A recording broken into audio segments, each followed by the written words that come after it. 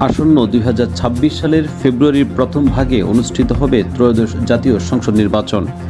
এই নির্বাচন ঘিরে নিরাপত্তা ব্যবস্থা থাকছে নজিরবিহীন প্রস্তুতি।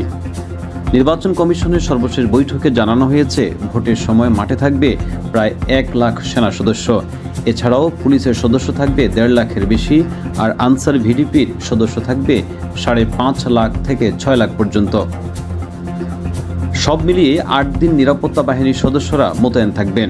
নির্বাচনের আগের দিন, ভোটের দিন এবং ভোটের পরের 4 দিন পর্যন্ত তারা মাঠে অবস্থান করবেন।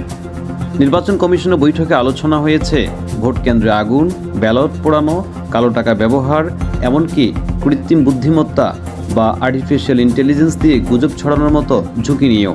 তবে নির্বাচন কমিশন জানিয়েছে, বর্তমান আইন শৃঙ্খলা পরিস্থিতি ভোটের জন্য একদমই উপযোগী। নির্বাচন কমিশনের সচিব আক্তার আহমেদ জানিয়েছেন, ভোটের সময় ড্রোন ব্যবহার সম্পূর্ণ নিষিদ্ধ থাকবে, তবে আইন শৃঙ্খলা বাহিনী প্রয়োজনে ড্রোন ব্যবহার করতে পারবে।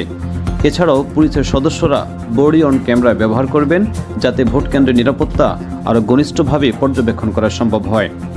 নির্বাচন সামগ্রী পৌঁছাতে আর্মি ও এয়ারফোর্সের হেলিকপ্টার ব্যবহার করা হবে। সব বাহিনী ইতিমধ্যেই নিজস্ব কর্মীদের বিশেষ প্রশিক্ষণের ব্যবস্থা করেছেন। নির্বাচন কমিশন জানিয়েছে, এই নিরাপত্তা ব্যবস্থার জন্য প্রায় 2,500 কোটি টাকা ব্যয়ের প্রস্তাব করা হয়েছে।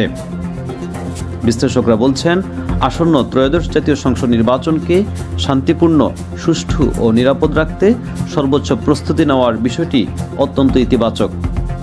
এখন দেখার বিষয়, দেশের জনগণের আস্থা পূরণে জাতীয় নির্বাচন কমিশন কতটুকু কাজ করতে সক্ষম হয়। রাকিব হোসেন মিলন, আজকের টাইমস।